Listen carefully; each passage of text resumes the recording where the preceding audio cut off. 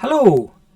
I've been playing live now for more years than I'd care to remember, and sometimes I get to play on big stages and sometimes, well, most of the time, on small stages. So I've been trying to build a rig with my Headrush that'll let me play on the small stages where there's just a vocal PA, or the big stages where you rely on the house PA for everything. So this is the rig I've come up with. It's like a hybrid between the old school and the new school. Originally, like this diagram shows, I just played guitar into an amp and then straight from the cab to my ears, which is how we've all done it for years.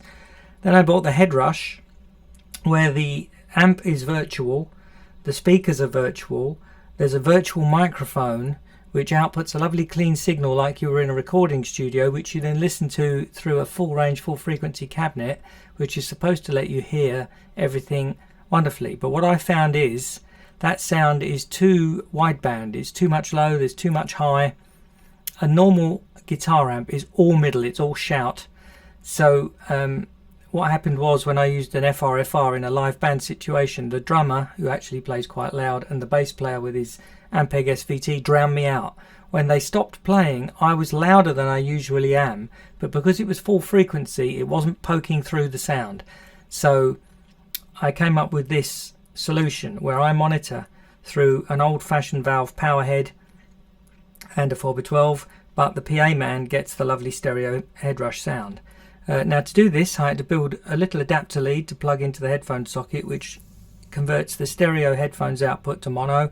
That then plugs into the effects return of a Jet City HDM 100. Not the greatest amp in the world, it's a good amp, don't get me wrong, very cost effective, but it's a 100-watt valve power stage. The cool thing about this amp is the tone controls remain working when you just use the effects return, so you can tweak the sound. Not that I need to, it's basically flat. So here we go. We're going to build a rig to suit the hybrid solution, which I'm showing you here in this third diagram, where the sound goes through the Headrush to the PA, where the crowd enjoy themselves throwing a innocent victim around, and then it's split off to a normal power amp and a cab, where I pose like an arthritic rocker. So here we go. Before we get going, open the global settings and make sure that you've got the alternate output set to Alt on phones out and Source IR input. That sends the IR input out the headphone socket. So this is the rig that I use for playing live. At the minute, the guitar is just coming through the Headrush, not being affected by anything. I've got my input block where I normally have it. Yeah, I have a very minimal noise gate. That's the key to the Headrush, that it ships with the noise gate really high. So you do that, and when it gets to about there, it chokes the sound off. So I always set the noise gate down to like -90, and then I lock it, and then I come out of there. Right, that's the input block sorted. Now we need an IR. I get my IRs from a website called cabir.eu, and my favorite one of theirs is an orange 4x12, which is that one. It's an orange 4x12. I forget what their notation means. That's a 414 microphone, that's a 906, so a condenser and a dynamic. I think it means 04 means it's on the fourth speaker, which is bottom right hand side. I can't remember. Or D means the fourth speaker. I can't remember. It comes with a big manual that tells you what it all means. Anyway, after much rummaging, I like this one. I use it for everything. I never change the IR on the live rig because the PA man doesn't need that headache. He doesn't need to know why the whole tonality has changed. You want to keep the feed to the PA man consistent, and I find this cab, it's very good for most heads. So now we've got a cab, that's what it sounds like, through the speaker and to the PA. Let's put an amp in there now. I use a Marshall Plexi in real life. I'm lucky, I bought one years ago when they weren't cheap, when they weren't expensive like they are now. And this is the sound through this head that replicates my Plexi to the best of my ability. It's slightly different. A real Plexi has got a sponginess to it that no modeler I've tried. I've had a Helix, I've had the Headrush, I've rented the others. None of them have got the sponginess of a real Plexi, but they do come incredibly close. It's all in the feel, really. I set the Plexi like this, and like that, and like this, as Tommy Cooper would have said. So that's it. That's it through the microphone.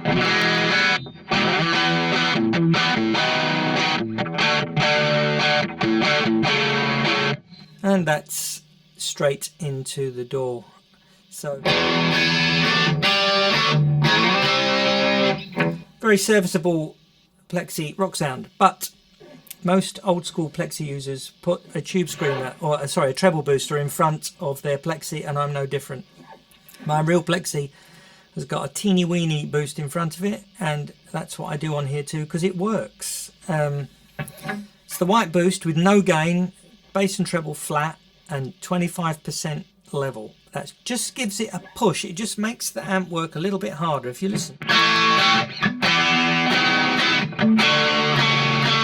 It's a little bit more harmonic now. If I just play one chord,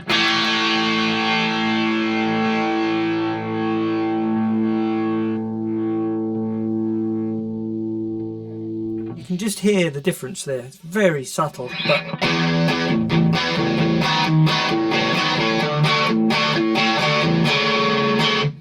it's nicer to play. So microphone and to the PA. It's all right. So there we go. We've got a nice grungy sound. Now I could clean it up by rolling the volume back and switching to the neck pickup. There we are. Through the microphone and straight to the PA.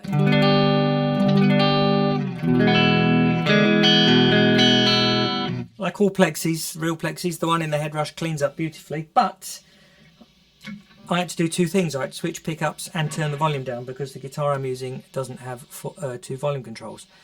So I need a clean sound, and the way I do that is I put another amplifier in. I like the Vox. That one. Turn off the Marshall. 2 amps is a bad idea. So this is how I have the Vox. You know, variations of this. So turn the white boost off.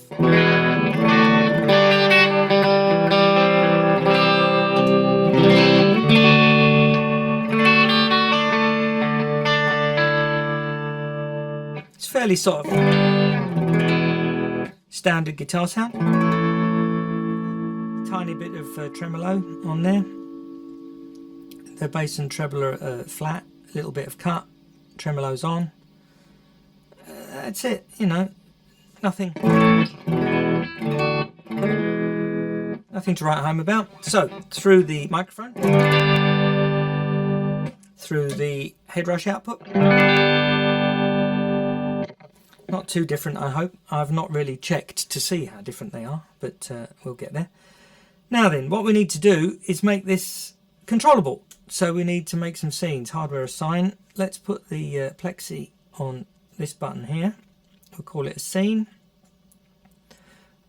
Cryptically, we'll call that scene Plexi because we're simple folk. We'll edit it, leave the IR as it is, turn the Plexi on, turn the Vox off, turn the white boost on. That's the basic Plexi sound. Now make another scene. Scene. Let's call this one Vox because that's what it is. Edit the scene. No white boost, thank you. Amp 2 on, amp 1 off, IR stays as it is. I like the clean sounds to be blue. So my standard sounds are green, my clean sounds are blue. So here we go, we're out the front now. You push that button. Plexi. Push that one, Vox. So basically clean, dirty. What's missing? A solo sound. So let's have one of those here. I use a Boss SD1 live, which I've replicated with the tube screamer on here because they're the same pedal essentially. They're the settings, nothing spectacular. We need somewhere to put it. So let's put it there, make it into a scene. We'll call this one solo because that's when we'll be pushing it. We'll have that amp on, that amp off, that on, and that on. You can never have enough boost for a solo. It covers a multitude of sins, and solos of course are red. So this is the one bugbear I have with the Headrush. When you add something new, it always adds it in all the other blocks in no change mode, which means nothing happens. So it was in solo mode all the time. Right, here we go. So solo, that's quite aggressive. Normal sound. You hear the boost, it's feeding back a little bit in the room because I've got it not loud, but loud.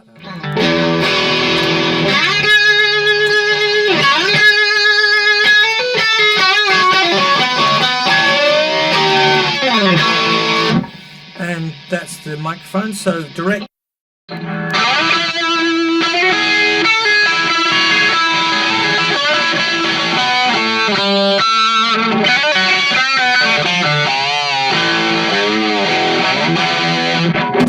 Now then, everything's very dry at the minute, so let's add a little bit of reverb to the clean sound. Who shall we have? We'll have air reverb, and what shall we have? We'll have, as usual, a hair of reverb. Now we'll add that not to the normal sound, not to the solo sound, but yes to that, and we will put the preset in there in case we use other reverbs elsewhere. So now we've got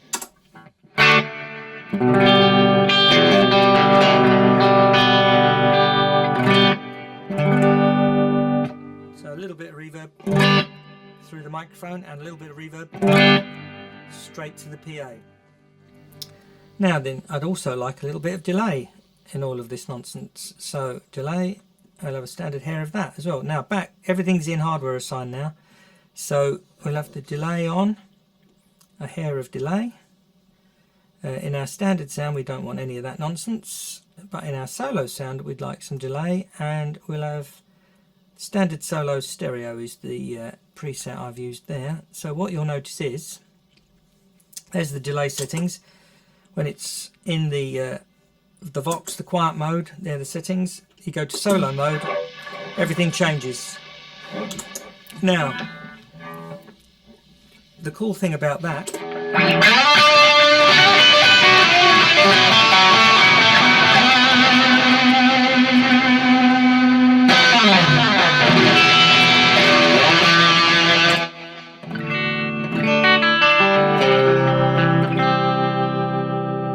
when it transitions from the solo to the normal sound, because the delay is just bypassed, it rings on loud. So the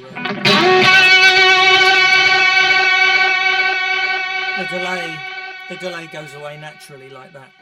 Because I'm using the same delay as a hair of delay on the quiet sound. It still tails off, but it tails off at the quieter volume that I've got the delay on.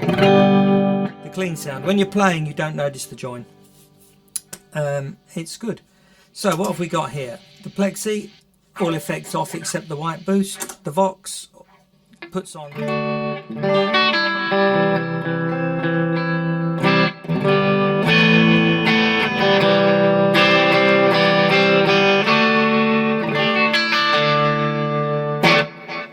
Little bit of ambience, and the solo.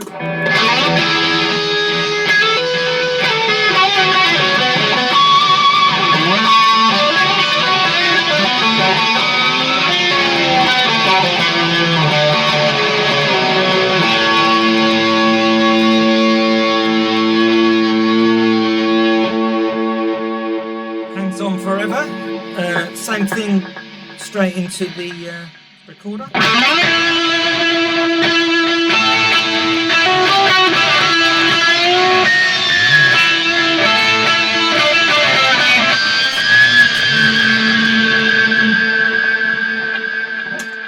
So that's a basic live rig. You've still got 4 slots left for mad effects. I like to stereo things up with the phaser, that's good fun. Which phaser do I like? I like the Stone phaser, like that. So you can...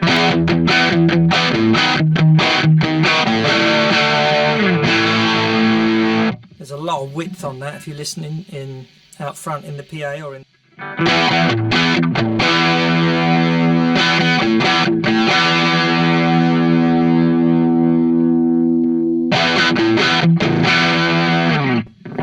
That works good.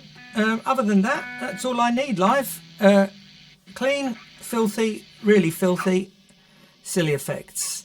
So you could build that rig yourself. You can change the amps. The best thing about it though is the alternate output. The cool thing about the alternate output, the phone's volume, that goes to my amp. The master volume, that goes to the PA. So I can change my volume without annoying the PA man. Never annoy the PA man. My mantra. I hope you found this video helpful. If you do, I'll make some more. If you don't, it was nice meeting you. See you at a gig sometime.